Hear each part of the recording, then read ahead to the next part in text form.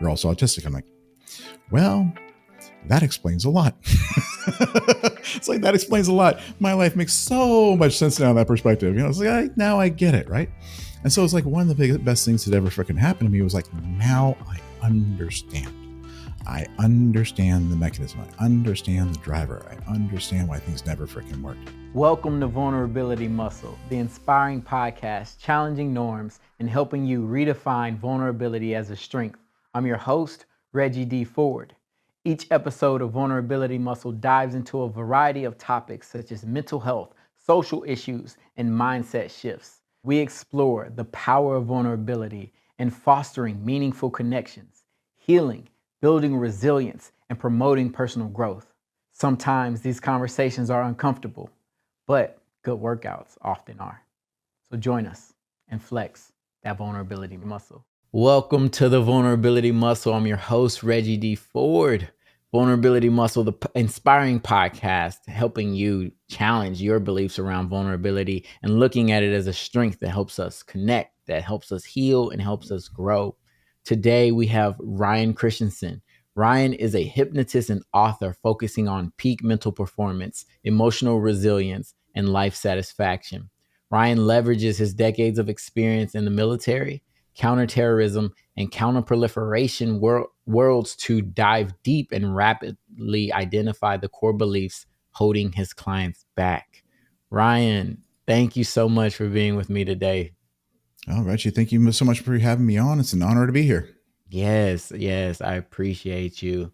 I'm going to open it up with a simple question, but how is your heart? What are you feeling today? Man, my days are just like, I wake up at peace, have a general sense of well-being.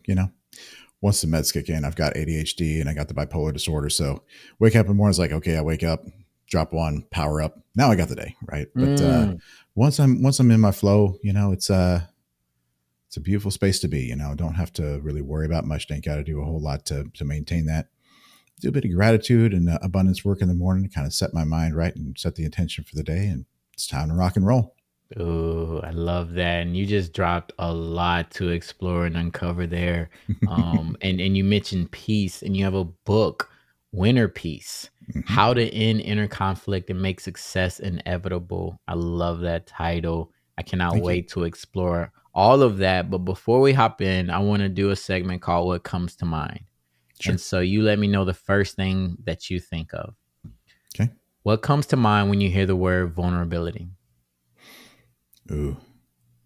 Vulnerability is voluntarily opening yourself up to harm in order to gain something even more valuable. Right? Like, I will allow you to hurt me because I need something even more important. It's being willing to pay the price of pain to get something amazing. Wow. I love that. I've never heard that. And I'm gonna absorb that. Ooh. What do you do to center yourself when you're feeling stressed, overwhelmed, maybe even depressed?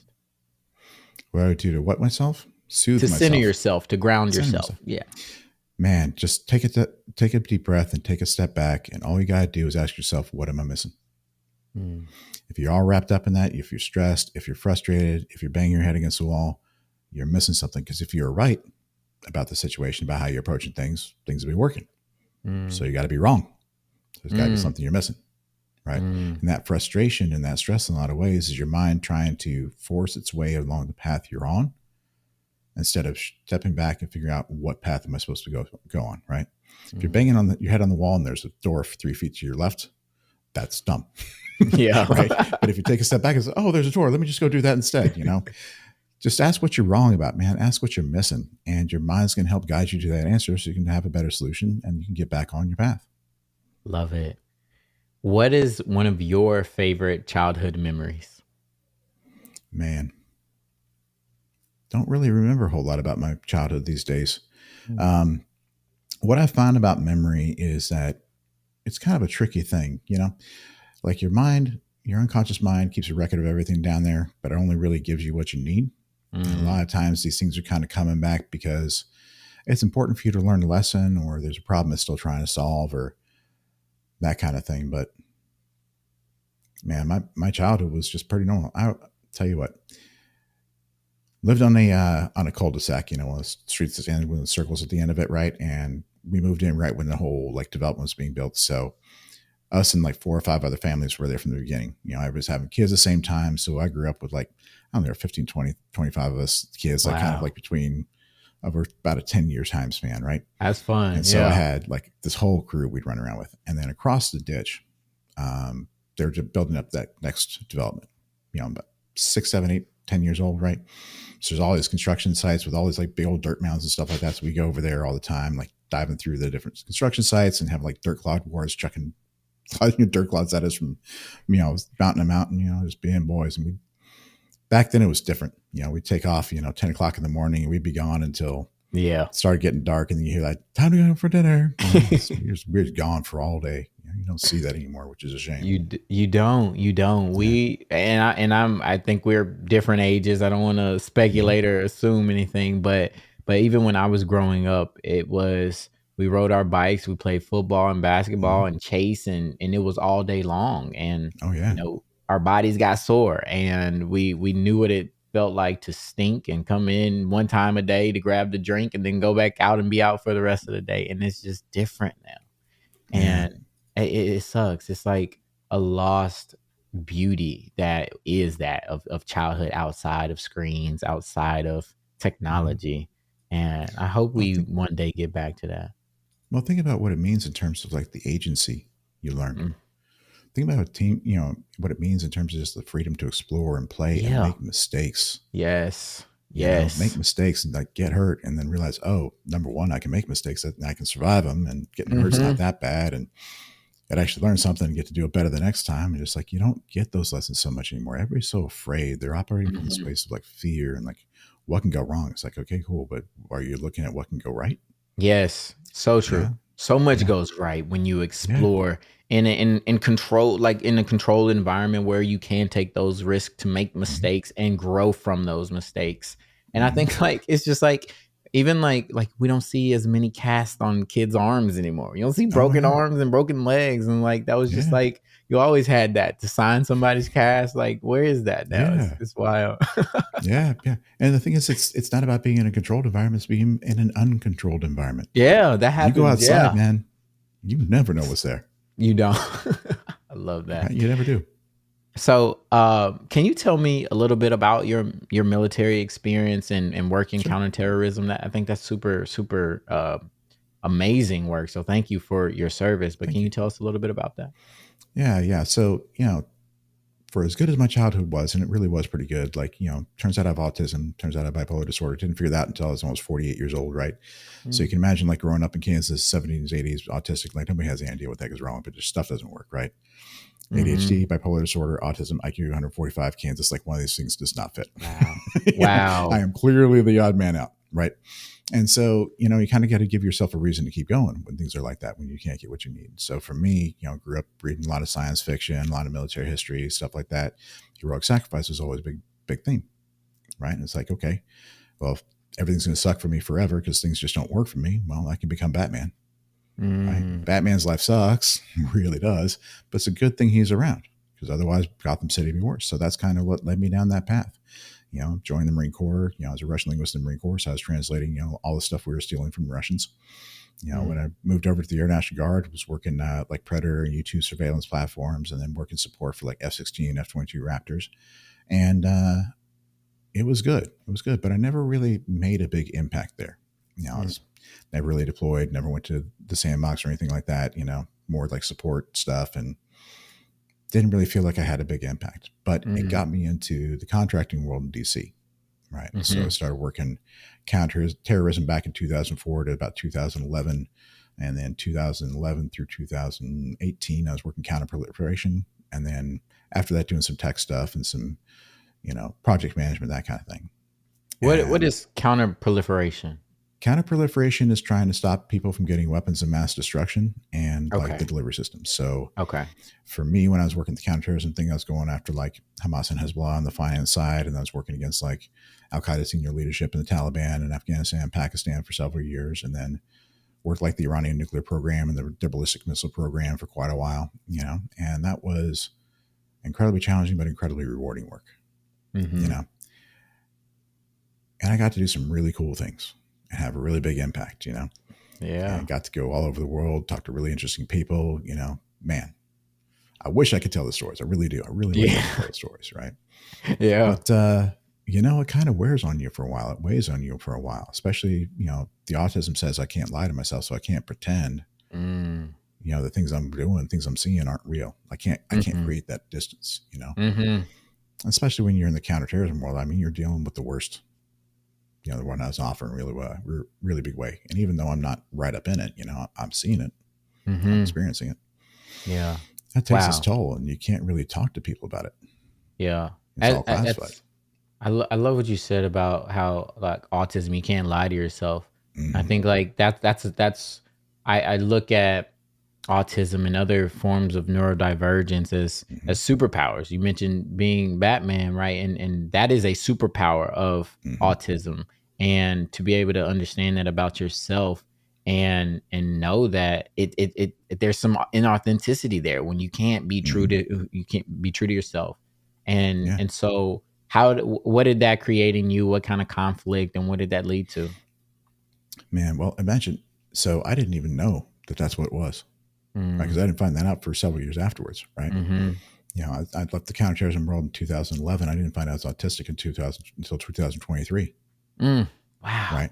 So I'm carrying all this weight. I don't know what's going on. Right. And I'm in and out of therapy for like a decade between 2009 and 2019. Like they don't know either. Wow. So I'm just kind of like doing the best I can, but it's walking around having this weight and like get home from everything. Your girlfriend, your wife is like, so how was the day? No, it's fine. That's all you like can that's say. the extent that you can say, no, that's fine. Right. Things were good. Right. And if you can't process that on your own, if there's nobody to talk to, I mean, that's just stuff just adds up. That's why I had to leave the counterterrorism world, just because it just became too much. It's too much. Right. How does that work when you're working with a therapist, knowing that they have confidentiality? Can you disclose, like, cause that's heavy stuff that you deal with. You still, Nope. Oh my goodness. Wow. And the So it's reason just why I in your started therapy chest. was, I had a major depressive episode in 2009. I just imploded, right? Cause just like, Oh it's so my much goodness. stuff and just like broke, it felt like I had to be different people in different spaces. I could show this piece to this person, this piece to this person, this piece to this person. And to some degree, that was just, the job. But the rest of it was autistic masking. Right. And I had no idea. My therapist didn't either. Right. So we did, spent several years putting myself back together, and it helped. Right. But didn't fix the problem, didn't know what the problem really was. Yeah. It's hard to address the root problem when, wow. Yeah. Wow. And so where was there, you said in 2023 is when you got diagnosed, or you figured out the diagnosis. Yep. What was that realization like, and how did that shape how you viewed yourself, or what revelations did you have? Oh man. So beginning of 2023, like I'm an entrepreneur. I've been working for myself for about 5 years now. And if you got ADHD, being an entrepreneur is hard because there's a bunch of stuff that you have to do that you really don't want to do, that you're not good at. And with the ADHD, like, especially the autism, my mind's like, no, I don't want to, and I'm not gonna, you can't make it. Right. And so it's like, all right, time to get treatment for this. I'd always kind of known that. So March, April timeframe, I start getting treatment for that, start getting on medications and stuff like that. Really starts helping. Problem is, if you got things like Adderall and Wellbutrin and stuff like that, Ritalin and what have you, if you give that to somebody who has bipolar disorder, it can trigger a manic episode. I didn't know it was bipolar.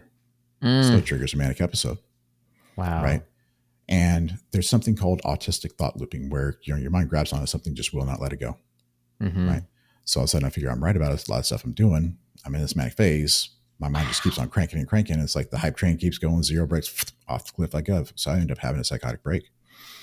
Ended up getting arrested, thrown in jail, charged with 3 misdemeanors, felony assault on a police officer. My mind just flat out broke. Right. So I'm like, okay, time to go in and get a full psych evaluation, because that was a surprise. Let me make sure there's no other lame eyes in there that might blow up. And it says, okay, yeah, you got the ADHD, you got the bipolar, you're also autistic. I'm like, well, that explains a lot. It's like, that explains a lot. My life makes so much sense now in that perspective. It's like, now I get it. Right. And so it's like one of the best things that ever freaking happened to me was like, now I understand. I understand the mechanism. I understand the driver. I understand why things never freaking worked. Because this is wired different, And fundamentally, one of the things about like Asperger's or autism, it's kind of like my camera's busted. I was talking with a guy and talk about kind of how I was. And he says, "Oh yeah, like I know exactly what you talk about." He says, "I'm colorblind." Like, what do you mean? It's like, well, because he can't see those gradations between colors, because he can't really perceive a lot of colors, he can't see a lot of the details that you all get wrapped up in. But because of it, he sees the patterns and the shapes so much more clearly. Right? That's good. So being socially colorblind, there's a lot of stuff about human interaction and social stuff that I literally cannot perceive. Wow. So you guys are moving through the world based on all these details that I'm blind to. But because I can't see that detail, I can't get wrapped up to it. So I see all the patterns just like clear as day. Right? Superpower. So I work on patterns. Yeah, I see you work on the patterns, right? Because if there's a pattern that exists, well, there's something that drives it. Right? Cause and trying effect. to figure out trying to figure out a group. Now I can figure out what the rules are, because if I can figure out how you work, now I know how you're going to respond to stuff. Now I know how to interact. Right? So I've been reverse engineering people and situations and environments my entire life. Then I weaponized it with 23 years in the intel community, because that's all about figuring out how stuff works when half the pieces of the puzzle are missing. So this is like weaponized autism. Like, good luck. Good luck. I'm going to figure that stuff out. Right? Oh my goodness. I have never heard it described in that way, but it paints such a beautiful picture of how your brain works. I'm curious how you would paint a similar picture, or how you would describe living with bipolar disorder for folks who may not know what that truly means. Sure. So let's say everybody's got like an emotional range, right? Kind of like a left and right limit. You can only get really so sad, only really get too happy, right? Say yours goes like 1 to 7. Mine goes from like 1 to 15. Right? So everything is like 5, 10 times as intense in both directions, right? So I got depths of hell, heights of heaven, everything in between, right? And because it's a bipolar disorder, you have a lot less control over what those reactions are, and they're much, much, much more intense, right? So when I get sad, I get down, I get deep. When I got depression, like, it's deep in the hole, right? But on the flip side, when I'm having an amazing time, man, I am on top of the freaking world. When I was going through that manic episode, I straight up felt like a god. Like, it was that big, right? But there's some big problems with that, because when you're feeling that deep in the hole, everything you do is wrong, and it's really easy to slip into that, desire to get out of this, to end it, to slip out of that world, right? Since I've been dealing with that my entire life, the first time I decided to kill myself, I was 9 years old. Right? Wow. Because just stopped, nothing ever worked, and it was never going to change. So I was like, screw it, I'm out. Yeah. And so that's been a feature of my entire life. It's not an issue anymore, because I've done some interesting things with emotions to really kind of change how my mind processes and play with it, and be on the medication, stabilize it so it's not as volatile, and kind of put some left and right limits, kind of put some guardrails up so I don't go off the cliff again. So it's a lot easier to manage, but it also means that you become really comfortable being on both ends of that spectrum. Yeah. I can be just high as a kite and just massively feeling amazing, and knowing like this is beautiful and it's going to end, and that's okay. And I can be in the depths of hell going, it's okay, right? It's okay to be here. I've been here before. I know how to manage it. It's just fine. So it gives you a certain equanimity when you're kind of dealing with that. But man, hard to control those impulses. I cannot count the number of stupid things I've done throughout my life, because it's just like, this is what that is. We got bipolar. It's hard to navigate the world. It's hard to hold down jobs. It's hard to make relationships work. Think about being autistic and bipolar, not knowing it. Pretty much any relationship I was in up until last year was just like doomed to failure. Right? That's so tough. Yeah. Well, they think about, like, I've got serious, undiagnosed, untreated mental disorders. I have no idea. My partner has no idea. How the heck are we supposed to navigate that? Yeah. And like you said, like it affected, I'm sure, school at a period of time. It affected how you showed up as a child and what parents and adults perceived of you. It affected friends and work 100%. and so many aspects of your life. Everything. Man. What, like, but you were able for a good period of time and hone in and focus in on the work that you were doing. But what do you think that could have benefit, like speaking to employers or corporations, like what could have helped you in that had you known and then were able to communicate that? What were some of the things that could have helped you during that time? I think one of the biggest things is, I was in the intelligence world, like, there was a lot of like working with other offices, working with other people, working with other services, people that, around the world. And if I'm the guy that's trying to make those connections and have those conversations, right, that's difficult because I don't understand people the same way. I don't understand the rules the same way, and I'm a lot more volatile.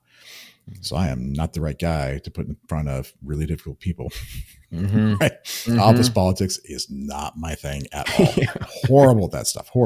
And so, yeah, like I remember, I got fired a couple of times from a couple of offices because like I just could not manage to keep things in check and be diplomatic and like play that game, Mm-hmm.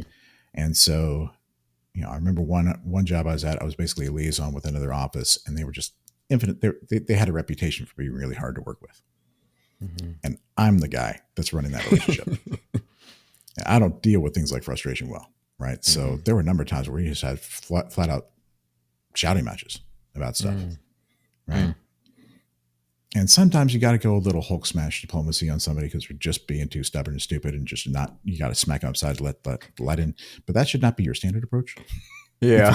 It's not the go-to. Yeah. Like we don't do that first. So, yeah, no, that's probably not the right way to go about things right ahead. But like, especially I was going through my second divorce at that time, I'm bipolar, like autistic, like, man, that was just doomed to happen. And I was the wrong guy to be put in that situation. But they didn't know. I didn't know. I did the best I could. Eventually said, we got to get rid of you because you're messing stuff up. I'm like, well, I get it. Fair enough. But probably wouldn't got fired as much. There are probably a lot of things that would have gone smoother if we'd had, had somebody to handle that piece of the puzzle for me. So I could focus on the ways that I can do those things best. It's like, this is my zone of genius. Let me play here. You handle the rest of the stuff. Yeah. I like that. And you became a hypnotist. What does what does that look like in your world, and how do you use that in your mental performance coaching? Sure. So, 2019, 2020, I was realizing, the world does not want to be saved. So clearly I'm in the wrong line of business, right? And what do you mean by that? Elaborate on that. So a lot of the work you do in the intelligence space is to buy space, create space and buy time for somebody else to fix the freaking problem, right? Like you're in Afghanistan, you're trying to create peace, right? And everybody's trying to blow everybody up. So you're trying to like tamp that down. So like the diplomats, everybody else can like negotiate the peace and make things more stable, right? And so what I was recognizing throughout the 20 teens, especially, like nobody was actually doing that second piece of it. Create the stability, create the peace, make things better.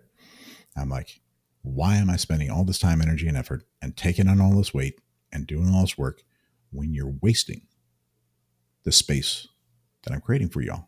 Right? And you guys don't really want peace. You don't want things to be cooperative. You just want to own stuff and whatever on the show. It's like, I can't do that anymore. Like this is the wrong line of business for me. Right. So I started looking around. Like my dad runs a nonprofit. My mom, helps people with mortgages. My brother's a financial advisor. Right. And they're always talking about how they're helping this person, how much satisfaction they get. I'm like, okay, cool. Like maybe that's the direction I need to go. So, at the same time, I'm doing a lot of work on myself, really started that personal self-improvement journey. And I'm sitting there thinking about becoming a psychologist. Right. But that's going to take 6 years and $500,000 to get my PhD. I'm in my mid 40s. So that's really unappealing because it means I got to deal with this stuff for another 4 or 5 years before I can even start doing it. I wouldn't even be certified in running my own practice yet. Yeah. Right. Yeah. It's a long journey. Yeah. But one of these groups I was in, one of the guys was a hypnotist talking about like toxic shame and emotional baggage. I'm like, well, got some of that, raised Catholic. So did a session with them and just felt lighter. Carrying around 50 pounds of junk, get rid of 20 pounds, everything's easier. Right. So, all right, well, let me go ahead and dip my toes in this, right? Because I get certified as a hypnotist for about $2,000 and 6 weeks of training, much lower investment, and get to start playing around and see if this is something I do. So I got certified in February of 2020. And about 2 weeks later, everything shuts down. Yeah. Right. And here's the problem. Everything I do is classified, so I can't work from home. Oh man. Right. So I got nothing but time. Yeah. In these various groups. I'm like, hey, want to play? Got some new talent. So started working with folks, seeing some change. I'm like, all right.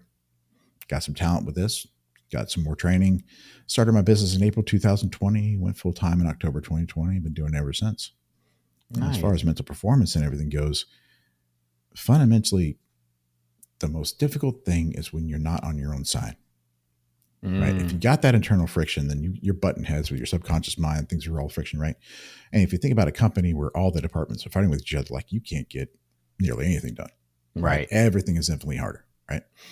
So for me, hypnosis is about, if consciousness is the CEO of a company, you got your rational mind, that's more like the senior management. Got your emotional mind, that's kind of your middle management. Got your instinctive mind, that's kind of the worker bees, right?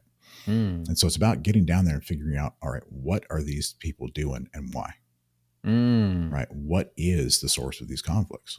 Right? Because if I can figure that out and I can resolve those conflicts, these people can work together as a team. Now, every bit of me is on the same page, moving the same direction, same purpose. Everything's working right. That's just, you are now fully unlocked. But it means getting down there and figuring out what the heck is going on. Yeah. Got a lot of really good tools to work on the conscious and the rational levels, right? Right. All kinds of coaching all and stuff day like long. that. Don't really have a lot to play with the emotional and instinctive minds. Right? The only real way to get down there is like psychedelics and hypnosis. Psychedelics are beautiful, give you a lot of awareness, but they're going to take you on whatever ride they want to take you on. Yeah. Show you whatever they choose. Yeah. Right? Limits to what you can do, change while you're down there. And when you're back, that door's closed again. So everything you do is what? Conscious integration. Now that I know this stuff, have this more room, what am I going to do with it? But hypnosis lets me open that door. Wow. I get to keep that sucker open as long as I want to. I get to go down there for whatever I choose. Target exactly what I want to. And I can stay down there until it's actually fixed before I come back. So in some ways, it's kind of like a targeting and fixing thing where the psychedelics and everything else give you a lot of idea of the lay of the land, what's going on down there. And now with this knowledge and understanding, I can go down after what I really want to do and fix it directly. Wow. Right. Wow. And a lot of times when like stuff is, when a lot of times when stuff is just kind of like not working and just like not really, there's something wrong, but I have no idea what it is. You play with some psychedelics. You do some of these other techniques like the somatic stuff and the breath work and the emotional body stuff. Kind of like poke some freaking buttons and see what comes out. Right? Yeah. Yeah. It's a provocation. Just like poke the freaking bear and see what happens, because that's going to give you something, right? And then you can start digging that hole.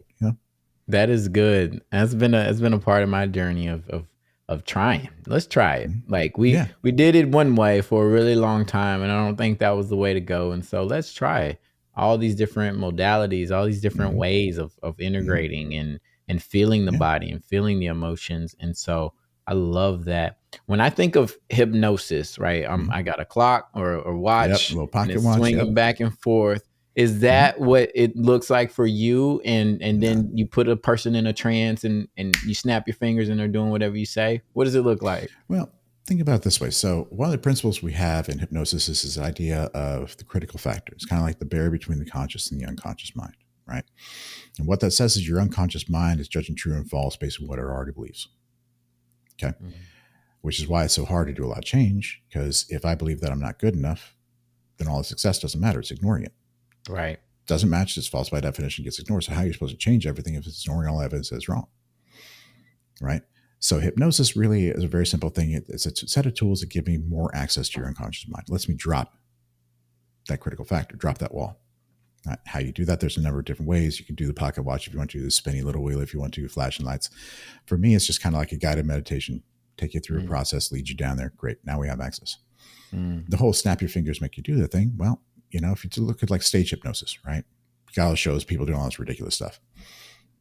What the hypnotist is doing is he's talking to the audience ahead of time, as that sort of like preamble and everything else, kind of joking and so forth and so on. And he's watching to see who's responding and who's really paying attention, who's really interested.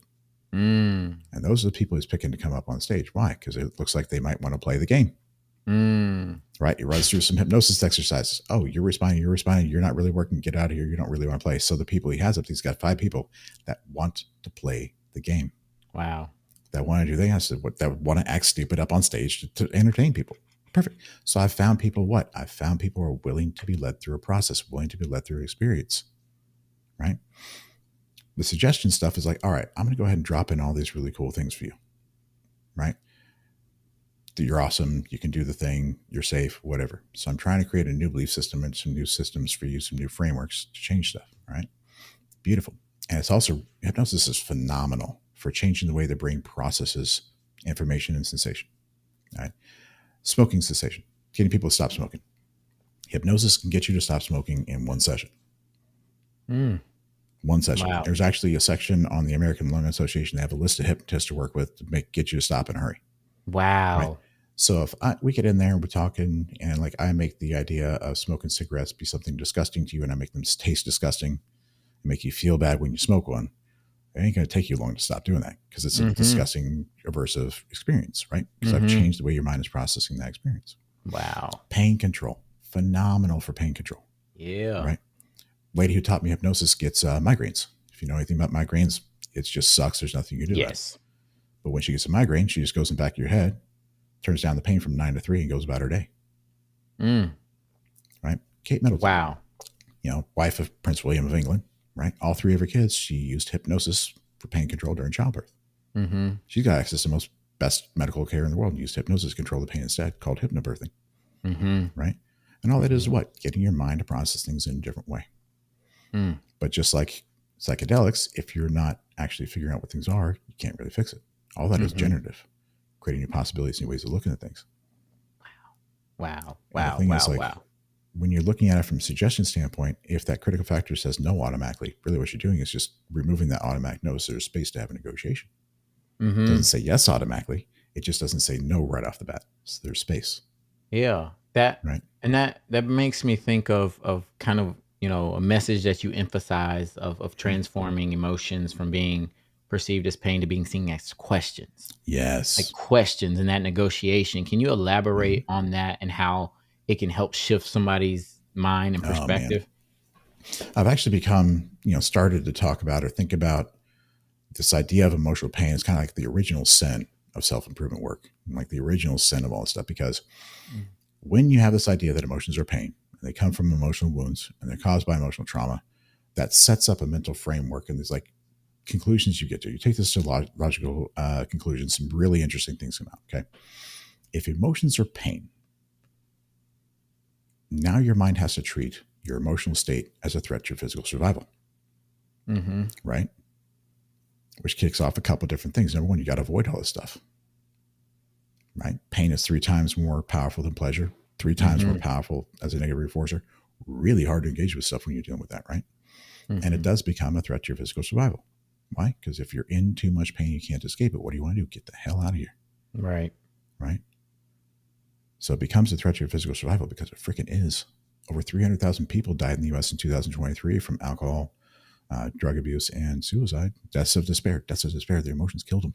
Trying to numb it. Trying to numb that pain. Right? Trying to avoid it. Something to just escape. Yeah. So the other piece is, if they come from wounds, that means that every single negative experience in your life is another wound to heal. Got to play whack-a-mole. Every single one you got to deal with. Right? So fine, you deal with all your in-child stuff. Great. Now you got to deal with teenager. Now you got to deal with adult. Now you're catching up to your 20s, but you're 40 years old now. So you got another 20 years of stuff, right? Which is why that process never ends, because every single experience is another thing you got to deal with and heal.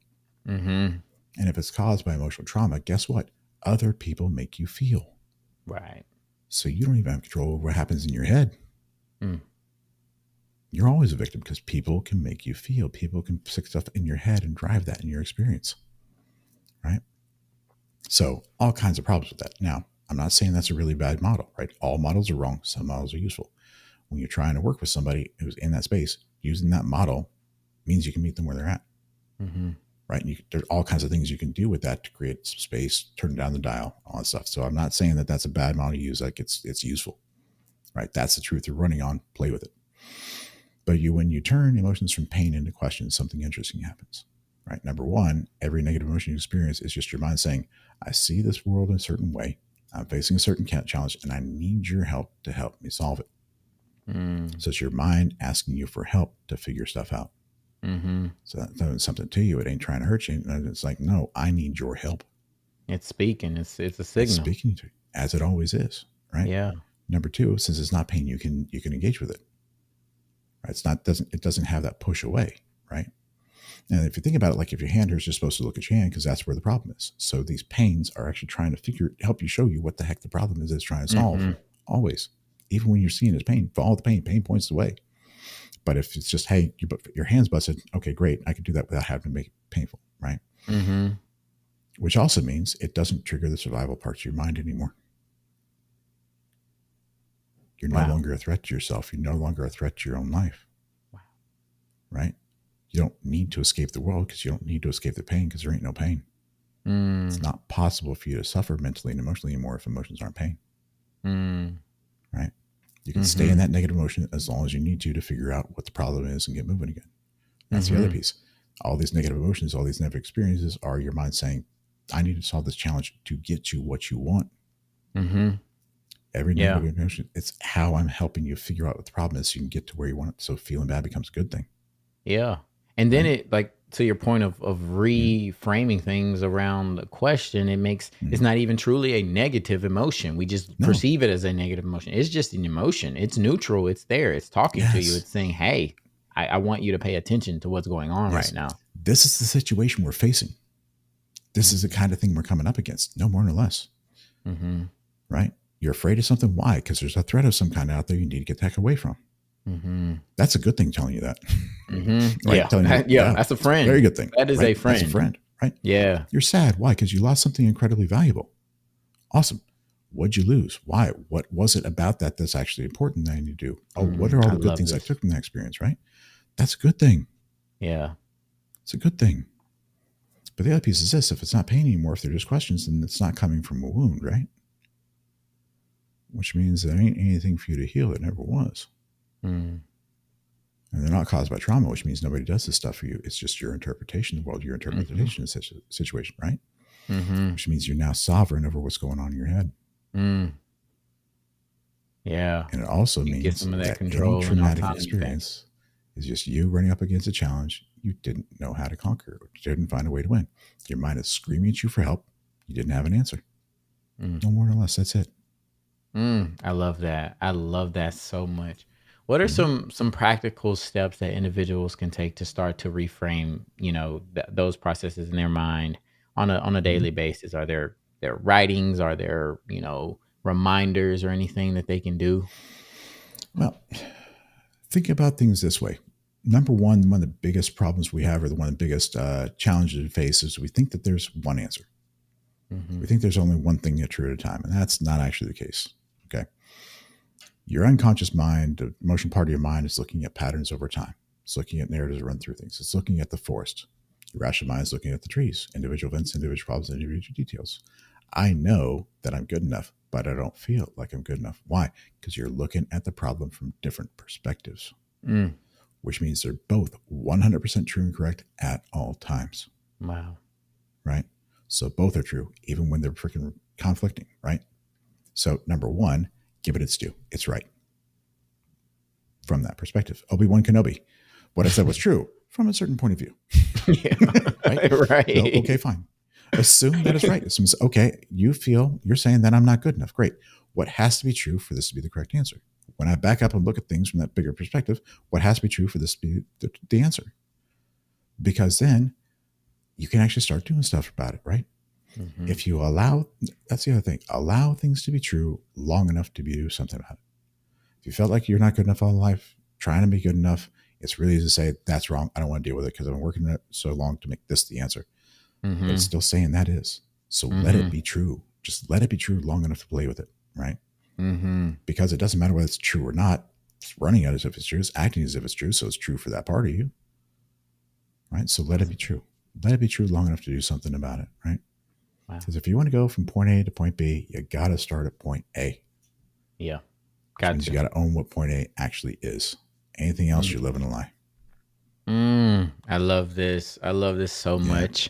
This reminds me of part of vulnerability muscle is it's about being vulnerable with yourself and having the ability to look at your story, look at your role in your story, look at the pain that has been caused, the pain that you have caused, and all of those different things that we often neglect, and how empowering it is, to your point. Like, once you sit with it, when you're able to explore it a little bit, then what can you alchemize it into? What can it turn into? What can you learn from it? It is a beautiful journey, but you have to be real with yourself. You have to be vulnerable in that process to get to that destination.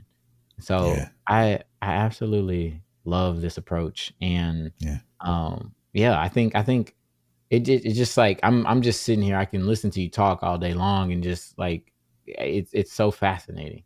It's really fascinating. I'm curious about your book, Mhm. Winter Peace: How to End Inner Conflict and Make Success Inevitable.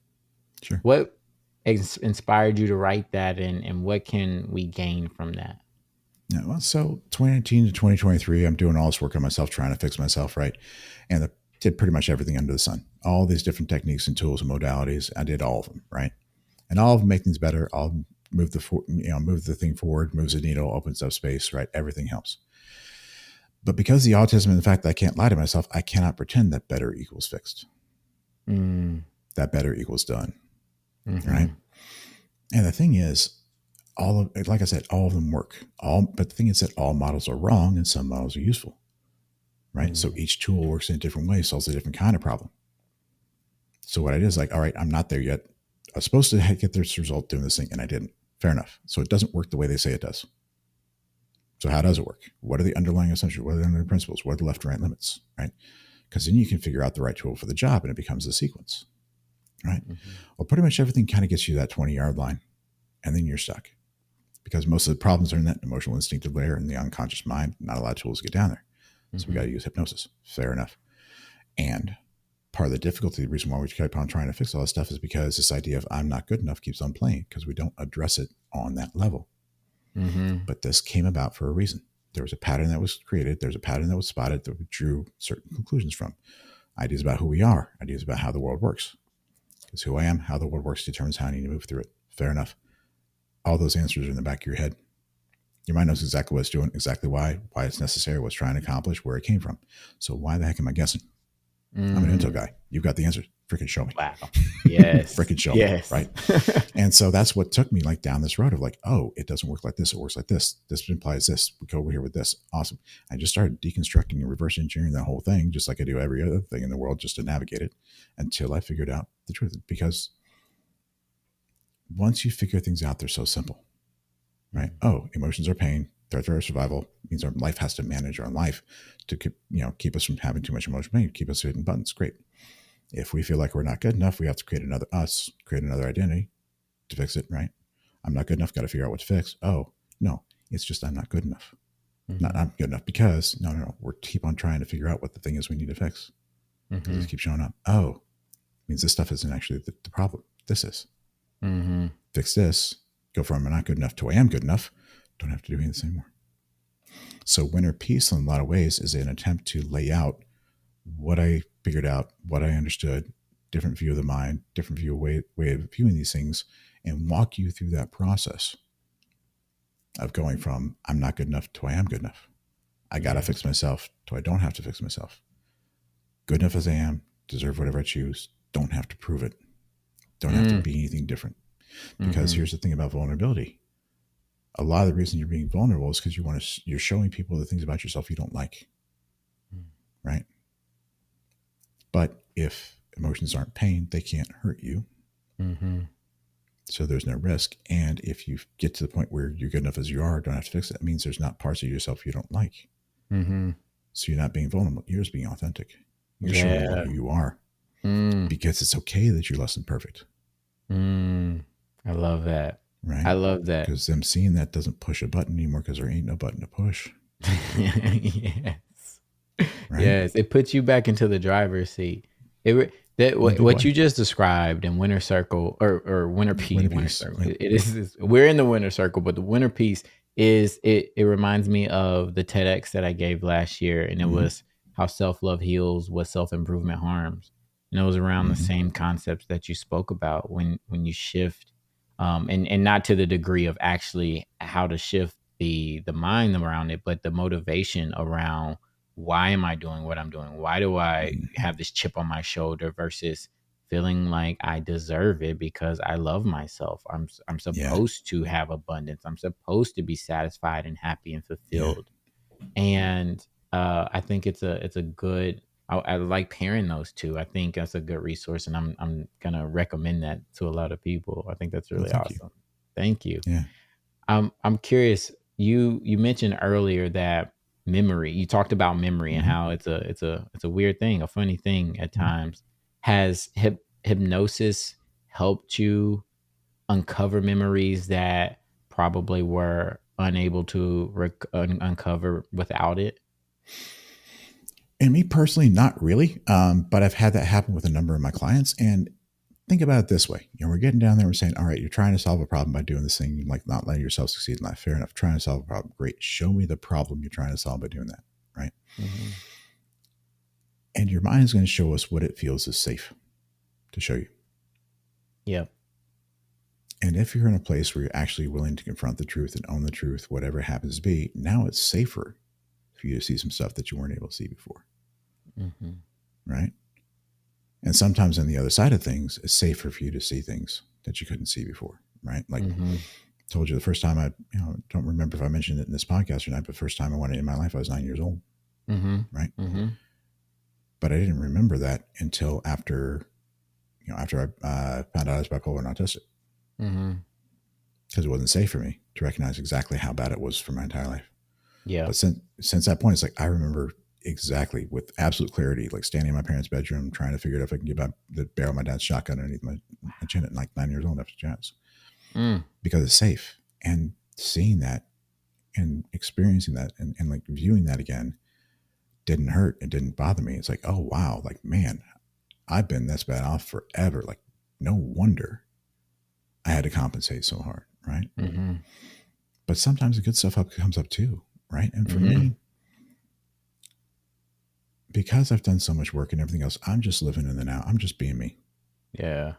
And so there's no need to get wrapped up in the memories and everything else. Right. Unless you're sitting there just remembering the good times, or there's a problem in your mind saying, hey, like, what about this? And you're like, oh, we haven't figured this out yet. Doesn't fit yet. Cool. Let me play with that. What's this mean about me? What's it mean about the world? Given how I used to believe, what I believe now. Okay, let me play with this. Right? Because your mind's just trying to ask questions like, bro, how do I handle this thing so I can handle it and you don't have to? Right? So I have to ask your help to figure this stuff out, right? And we look at memories that way, like it doesn't matter what comes up or what you don't have access to. Sometimes we think, oh, if I had the memory, if I knew the thing that caused it, then I'd be able to fix it, right? But if that part of your mind is looking at patterns over time, no individual event matters. It's not a thing that happened that did this. It's like, no, saw a whole bunch of stuff. Yeah. This is just a big example of it, or a powerful example of the worst of it, or the straw that broke the camel's back, right? Yeah.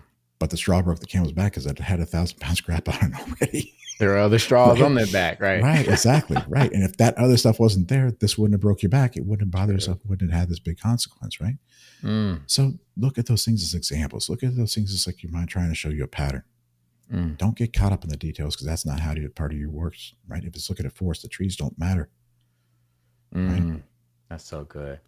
Outside of the work that you do, what are some activities that bring you joy and that help you continue to go each and every day? Man, the most important thing in my life, the thing that's been always the single most important thing in my life is connection. Like, man, kind of choke me up a little bit here. Like, never truly feeling seen, never truly feeling understood, never truly being able to be part of a group. It's just, that's been my that's driven everything I've done in my life, right? But the beautiful thing is I don't actually have to have somebody see all of me in order to connect anymore. I don't feel separate, right? So stuff I do is like, I got a couple of friends, we talk all the time. I got one friend of mine out in Vegas. We'll hop on Zoom like on Wednesday evenings, spend 3-4 hours chat, right? Yeah. Got another friend of mine I go out to dinner with a couple times a week here, right? And sometimes I'll go out to the restaurant, sit at the bar, have some dinner. Why? Because there's people I can have conversations with, and it doesn't have to be these deep, heavy things. It's like, no, talk about sports, talk about the day, talk about this, that, and the other. It doesn't matter. Just that connection, just that thing, right? You put me in a bar, nice lounge, some good music, good cut, some good whiskey. I'm the happiest son in the world. I go hang out in the lake in the summer, go to a concert, do simple things, man. I'm a simple man. I grew up in Kansas. It don't take much, really doesn't. Yeah. A lot of times I'm going on a walk trying to just like figure out the secrets of the universe, figure out more about how the mind works, because every autistic person has that thing, right? That they're just about, right? Some person, it's traits. They're just like all about that. Mine has always been the most important thing, connection. So what is mine? How people work, how the human mind works, human behavior. So I just tiz them out on people all day. Yeah. I Oh tiz them out on man. the secrets of the universe. How does reality work? Start doing psychedelics. That opens a whole new door of stuff to play with, right? That's a completely different, So I love figuring this stuff out. I just love Wow. playing with that, Yeah. I wanna get some popcorn, park in your brain, and just watch it work. I just want to watch it work. man, it'd be a much more pleasant ride now than it was a couple of years ago. I'll give you that one. But I think about Elon Musk, man. He's, all the stuff he went through, all the things he's dealing with now. Like he said, you don't want to be me. My mind is a freaking storm, like 24/7, 365. People asking him, like, why do you play video games? He said, because slaying demons in a video game means I don't have to deal with the ones in my head. Right? Yeah. Yeah. This stuff is a blessing and a curse. Yeah. Really is. Double-edged sword for sure. Yeah. But once you're on the other side of that, man, once you made your peace, once you've accepted yourself, once you integrated things, once you cleared everything out, man, you just get to be you. Oof. I love that so much. And I appreciate you. I appreciate you. I see you, Ryan. You matter so much, and I'm so grateful for your journey of having gone through what you've gone through, having experienced what you experienced to become the man that you are today, sitting right in front of me, to be able to bless the world and give so many gifts. You've opened up something in my mind that I didn't even know what was there, and I'm so curious to learn more and dive deeper. And I appreciate you for that, and I value you. So thank you so much. Oh, you're quite welcome. I'm glad I could add a little something to the world. Absolutely. Before we close out, I want to hop into a segment. It's just a fill in the blank. Sure. And so it can be long, it can be short, it can be whatever you want. But first is, vulnerability makes me feel blank. Seen. My greatest source of strength is blank.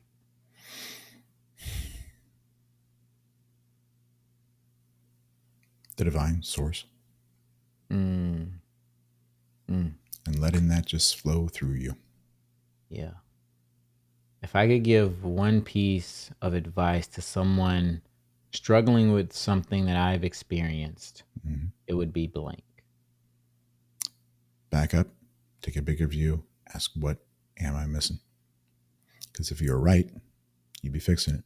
If you're right about the problem, you would have fixed it by now. They're banging up your head against the wall because you don't understand the problem, situation, whatever it is.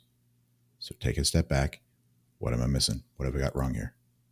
And lastly, I, Ryan Christensen, am living for blank.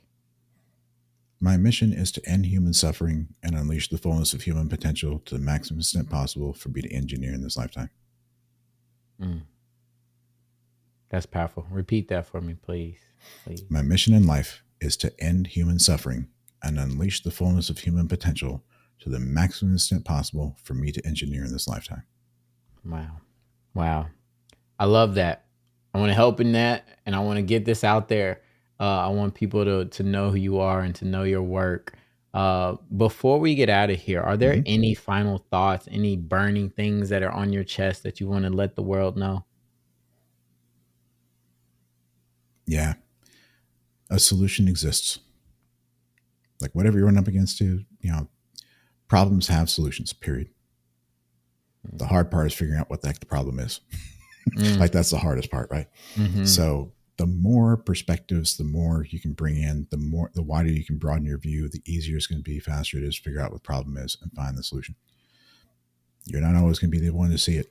Like we can never see our own blind spots, And so bringing somebody else in to take another look is going to be the fastest way to figure out what that solution is. Wow. So good. So good. Ryan, how can people reach you? Well, start out with that book, Winner Peace, How to End in a Conflict, Make Success Inevitable. It's on Amazon, all the different formats.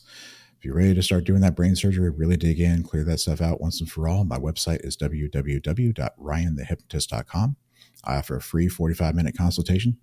We'll dig in, take a look at what's not working in your life, where you've been. I'll be able to show you like why things aren't working, why things haven't been fixed. We can talk about getting you over the finish line once and for all. Wow. Love it. Y'all tap in with Ryan. Ryan, this has been an absolute pleasure. I appreciate you for spending time with me today. Mhm. With all the things that you could be doing, all the places you could be, I appreciate you being here with me, embracing vulnerability. Well, Reggie, thank you so much for having me on here. It has been an absolute pleasure and honor. Wouldn't be anywhere else. Yes, sir. Take care, my friend. Thank you for joining us in another episode of Vulnerability Muscle. If you've enjoyed these conversations around vulnerability, please consider leaving a review. Your feedback not only motivates us to continue to do the work that we do, but it allows other people to witness the power of vulnerability. Share your thoughts on YouTube, Apple Podcasts, Spotify Podcasts, or wherever you're listening from. And don't forget to spread the word. You can follow us at Vulnerability Muscle on Instagram and me personally at Reggie D Ford across all platforms. Visit vulnerabilitymuscle.com for additional resources and support. And remember, embracing vulnerability is not a sign of weakness. It is the source of your greatest strength. Sometimes it's uncomfortable, but most workouts are. So keep flexing that vulnerability muscle.